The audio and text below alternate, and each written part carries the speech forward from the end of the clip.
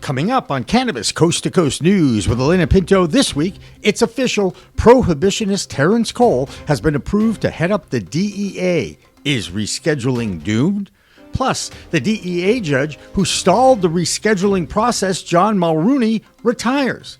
And MSO Cresco Labs, one of the biggest cannabis retail operators, pulls out of California. Dina Nagib has that story from the Golden State. And that special session of the Texas legislature convened this week and has delivered a bill similar to the hemp ban bill that Governor Greg Abbott vetoed, but this time insiders believe it will pass. Kerry Hinkle has industry reaction. Plus, the first European country to legalize adult use of cannabis, the tiny nation of Malta, has reversed course and is now partially recriminalizing the plant's consumption while warning its citizens to contain the, quote, nuisance odors.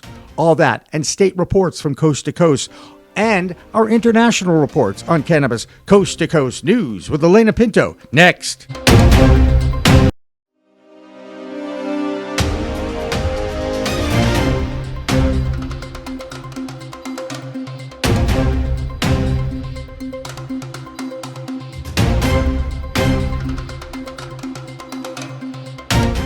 Hi, everyone. Welcome to this week's Cannabis Coast to Coast News. I'm Alaina Pinto. This is WPCM TV's weekly documentation of the fight to end cannabis prohibition in this country and around the world.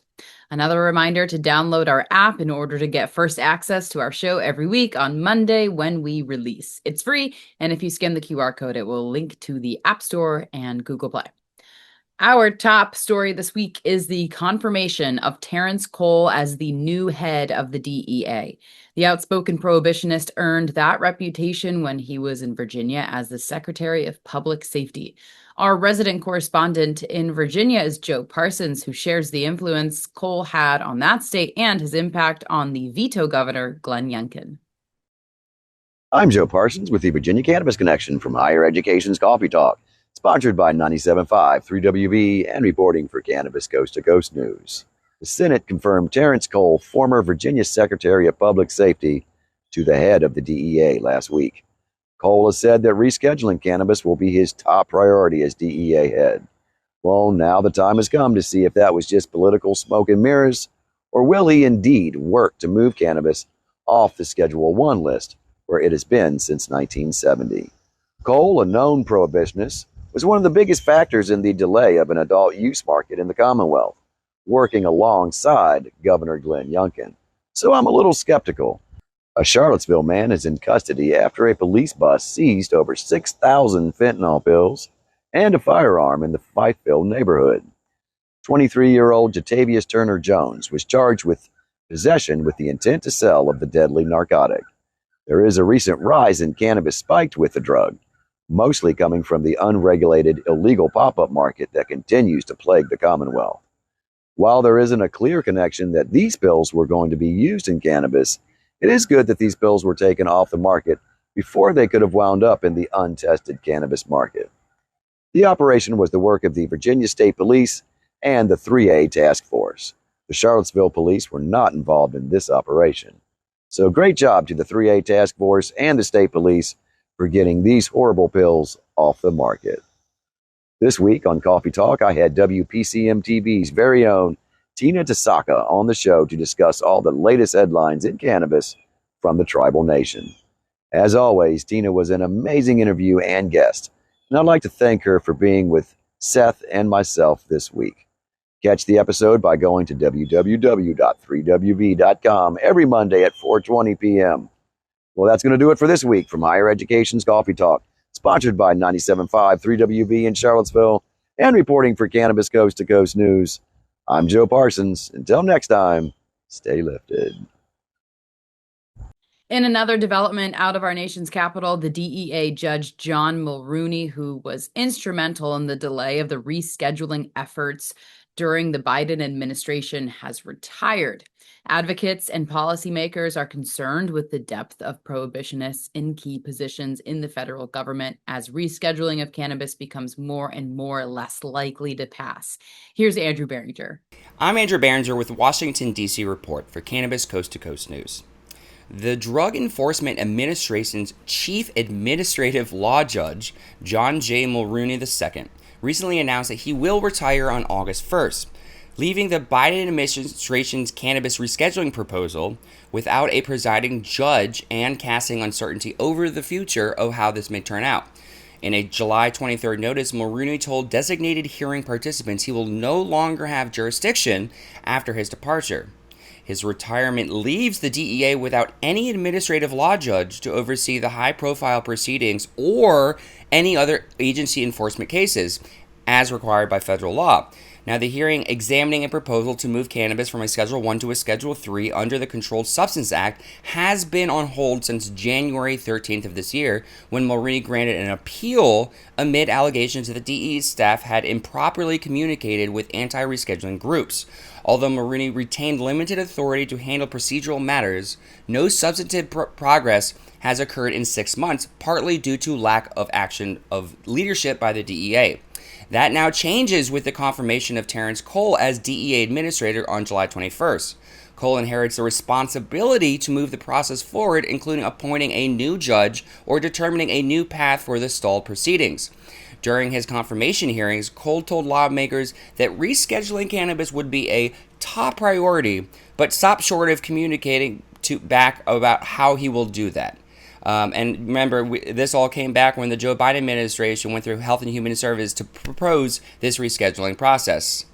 In a parting message, Mulrooney urged all parties to pursue a resolution that is fair and transparent and accurate, while warning that arrogant and overconfidence in the process could undermine its legitimacy moving forward. The future of the federal cannabis policy now rests squarely in the hands of the DEA's new leadership.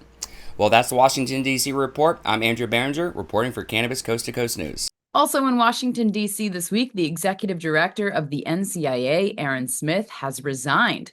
While he will stay on that trade association's board of directors, Aaron is moving on to a group called Unite America, a bipartisan organization whose mission is to create a more functional political system. Aaron will hold the title of political director. Executive producer Jimmy Young talked with Aaron about this move after 15 years with the NCIA. Thanks, Alaina. I have mixed feelings about this next interview that I'm doing because Aaron Smith has been part of the pro-cannabis movement in Washington, D.C. for 15 years, maybe even longer. And now he is moving on from his executive director position. And I have to ask him, Aaron, it doesn't have anything to do with your co-host on the NCIA podcast, does it? Absolutely not. And I think this podcast is going to be something that I always think fondly of and miss going forward. And looking back at what you've accomplished over this 15-year run, I mean, forget the last 3, 4, 5 years where it's been like, whoa. And 15 years ago, there was nothing going on. So you've built quite a bit. You must take a lot of satisfaction with the fact that you've built something that has made an impact on this industry. Yeah, I mean, it is really gratifying when you step back and think about, obviously it's not just me. A lot of people came before me as well and continued to do this work. But when we started NCIA, I was 5 years into the movement. I worked at MPP 5 years before. So I look at the last 20 years too. But when we started NCIA 15 years ago, there were 2 members of Congress that were willing to step forward and say they supported cannabis reform. One of them might have been yours, Barney Frank. 100%. My parents voted for him many Barney years. Frank. He was one of them. And then on the Republican side, you had Ron Paul down in Texas. Yep. And those are the only 2. And they had introduced a bill, I believe, either the year just before NCIA launched or the year we launched. And I think that was it in terms of co-sponsors. That bill went nowhere, of course. You fast forward to today, I think we have the majority of the House. If we don't, we're really close. Even though it's a Republican-controlled House, we have almost every Democrat and a good number of Republicans that are, including the president and then the former president, have all supported some level of federal reform. So it's pretty exciting, and I think the industry is at its tipping point. And still plenty of work to be done too, isn't there?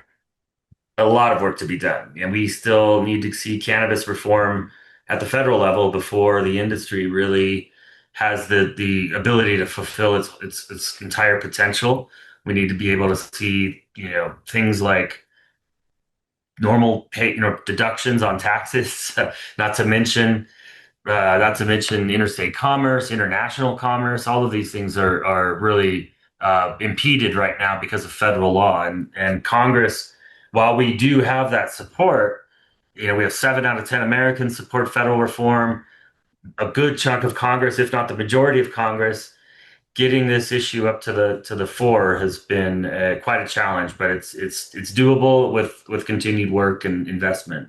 And no wonder you're going to where you're going, because you do love a challenge. You're going to work for an organization that's going to be about uniting the division that's evolved here in our modern times in the United States of America. I mean, you talk about hazardous duty. I mean, come on, Aaron. You love a challenge, don't you? It's going to be a challenge, but it's an important one, and it's foundational to everything. If you look at, cannabis is one issue that Congress is unable to address, but they're also unable to address gun safety, reproductive rights, immigration, all of these big issues that are just kind of held hostage by the system being so dysfunctional. And what my new charge is to create some reforms in the institutional systems that are in place to elect officials so that their incentives are realigned. Right now, the incentive, if you're a member of Congress, is to pander to your primary base voter, which is, if you're a Democrat, that's someone on the far left. If you're a Republican, that's someone on the far right. But the majority of Americans are in the middle. And so we need to have a system that reflects that. And that's exactly what I'm looking forward to doing at Unite America. Well, fantastic. I wish you the best of luck. And if there's ever anything I can do to help you, don't lose my numbers. Pretty much what I'm saying. Next up, the state of Texas, where their governor, Greg Abbott, convened a special session of his legislature this week to work on improving the hemp ban bill he vetoed 3 weeks ago. At the same time, a Democratic representative named Jessica Gonzalez filed a bill to legalize adult use. Now, it's doubtful that this bill will make it to the floor in the Texas House, but if it does, citizens will be allowed to have as much as 2.5 ounces in their possession and 10 ounces in their homes. But that amount would have to be in a locked, secure, child-proof storage area. Gifting would be allowed, but home grow would not. If passed, the licensing and regulations would have to be in place by November of 2026. So can a state that can't agree on how to keep their vibrant hemp market alive actually jump straight to legalization? Once again, doubtful. So what's happening with the battle over hemp in Texas? Well, Carrie Hinkle has an update on that. Hi, everyone. This is Carrie Hinkle with Bayou City Hemp, back again for another hemp report for Cannabis Coast to Coast News. This week, we head back down to our company's home state of Texas, where yet again, Lieutenant Governor is attempting to ban all hemp products. Last session, we saw SB 3 pass through both chambers, and at the last minute, with about 20 minutes to go before the deadline to veto or sign a bill, Governor Abbott vetoed SB 3, which would have banned all hemp products that had any quantifiable amounts of THC, leaving only CBD and CBG isolate. Well, Dan Patrick and the special session, when we have floods and redistricting and a lot of other top priority issues, has decided to yet again introduce another complete ban on hemp products. This time, it's SB 5, and there's a little bit of nuanced differences in this one, in that they took court cases that have been decided in Arkansas and a lawsuit that was filed in conjunction with the veto campaign in Texas, and used that language to better write SB 5 in a sense that it's going to be harder to litigate against. It exempts hemp hulls and seeds and allows for Epidiolex, which is a FDA-approved CBD drug, to now be expressly legal in Texas. Now, the House and the governor are opposed to this complete ban, and Governor Abbott said as much this week in an interview with a local TV station that he had referenced 3 milligrams as a possibility, but There's also reports that maybe he meant 0.3%. So as always, this is a complicated issue, and so we could understand if the governor meant 0.3%, 3 milligrams. It's unsure at this point what exactly he meant. So we're going to continue to monitor and report as things develop. This is a 30-day special session, and with everything else that's going on, there's a good chance that nothing happens at the end of this special session, but the governor could call another one. And so this will be a long fight before we decide hemp's future in the state of Texas. Again, this is Kerry Hinkle with Bayou City Hemp. I'll see you again next week. In California this week, a state rep introduced a bill that would allow small craft growers in that state the opportunity to export their products to other states.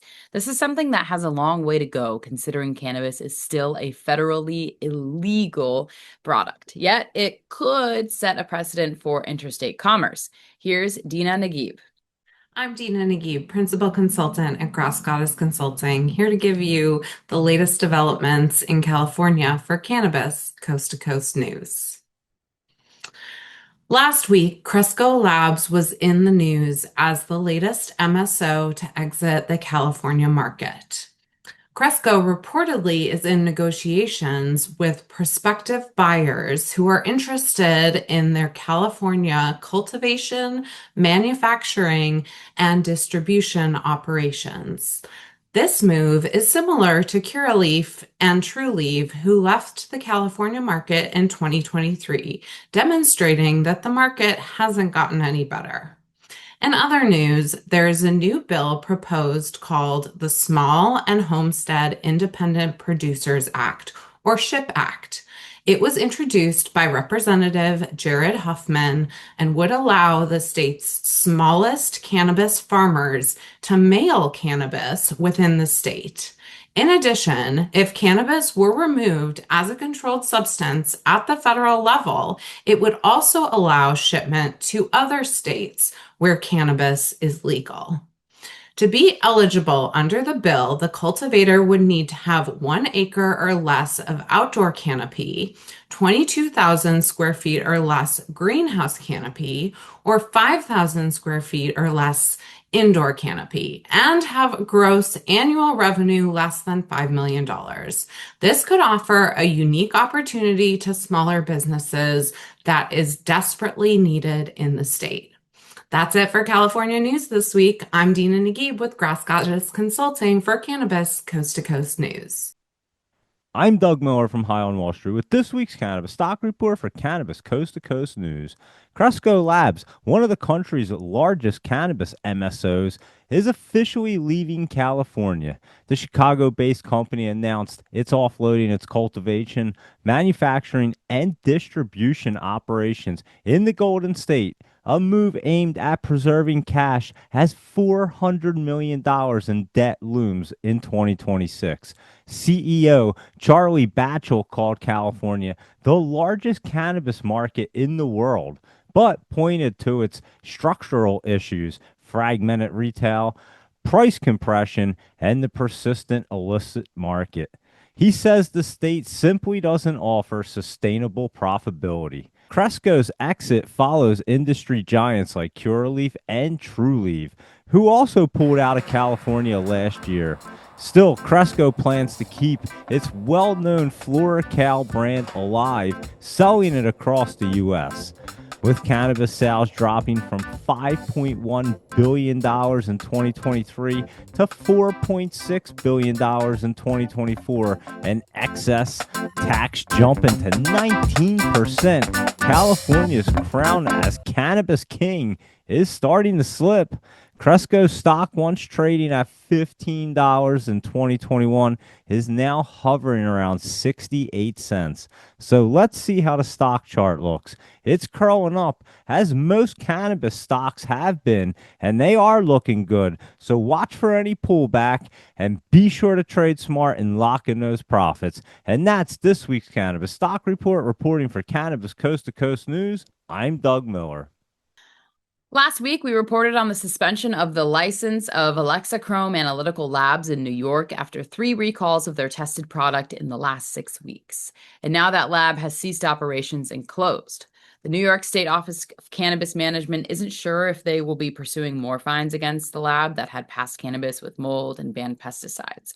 It was the retesting of those products that caused the recall, the fines, and license suspensions. One more note on New York City. You might remember that the annual city cannabis parade was postponed this year after 49 years. Parade organizers weren't able to get the city to offer them any permits, and this past week in Harlem, a different celebration in that city was downsized. Well, now organizers are hoping that the city will allow the parade to return next year and still allow the Harlem event to take place. The state of Alabama continues to struggle with the enforcement and changes to the hemp laws in that state, a struggle that caused our reporter there, Jennifer Boozer, to close up her business, Cannabama. Now let's check in with her to see how she and other hemp businesses are holding up and holding on. For Cannabis Coast to Coast News, I'm Jennifer Boozer Stewart, reporting to you from Alabama.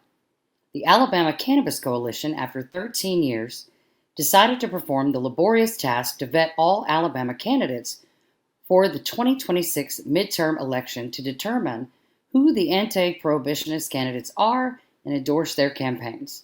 It is time for the citizens of Alabama to know who supports their access to legal cannabis and who the prohibitionists are. It is high time to end cannabis prohibition in Alabama.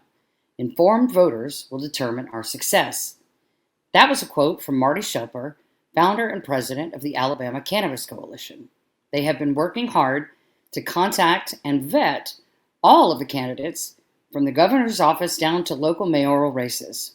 Sweet Home Cannabama hopes to help them keep that information flowing to the people every week and will soon be having weekly calls to action so that people in the public who are frustrated with HB 445, the 4-year slowdown of the medical cannabis program rollout, and the need for decriminalization in Alabama instead of more felonies, every week on the show. So far, Alabama Cannabis Coalition has endorsed 2026 candidates Will Boyd for Governor of Alabama, Dr. Deidre Willis, Commissioner for Agriculture and Industry, Mandy Ledkins, Alabama State Senator, District 14, Donald Modern, Alabama State Senator, District 11, and Nell Brown, Alabama House Rep, District 15. And in 2025 municipal elections, they have endorsed Portia Shepard for Mayor of Uniontown, Alabama, Keith Williams, Birmingham City Council, District 6, and Chad Moore, Mayor of Marion, Alabama. Between the lack of access to medical cannabis and now the very restricted access to hemp products, businesses shuttering all over the state, and the need for decriminalization after 2 citizens have been arrested for a Class C felony for possession of hemp products, now is the time to get involved in the elections. Stay tuned to Sweet Home Cannabama every Monday night at 7 p.m. on FM Talk 106.5 and on our Sweet Home Cannabama YouTube page. We will have these weekly calls to action so you know who to email, who to call, where to show up, and how to vote. Reporting from Alabama, Jennifer Boozer Stewart for Cannabis Coast to Coast News. That'll do it for the A block of this week's Cannabis Coast to Coast News, but we have some international reports coming up next, including the story of the first European nation to legalize adult use of cannabis. And now Malta is recriminalizing targeting the strong odor of the plant. So, I don't know, can't someone come up with a way to create odor-free cannabis? Probably not. Besides, some people actually like the smell of weed and hate the smell of cigarettes and cigars. Cannabis Coast to Coast News continues after this break.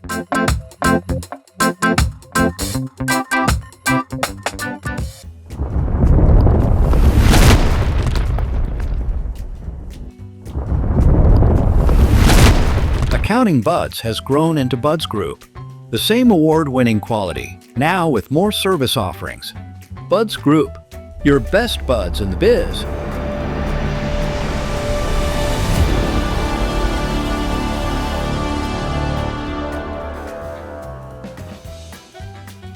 Looking for PR that over-delivers on expectations? At Maverick Public Relations, they pair big agency experience with personalized attention. From launching award-winning brands to securing top-tier media hits, their data-driven communications team helps visionary leaders and entrepreneurs rise above the media noise. Maverick PR is responsive, collaborative, and relentless about results and ROI. Visit themaverickpr.com and make headlines together.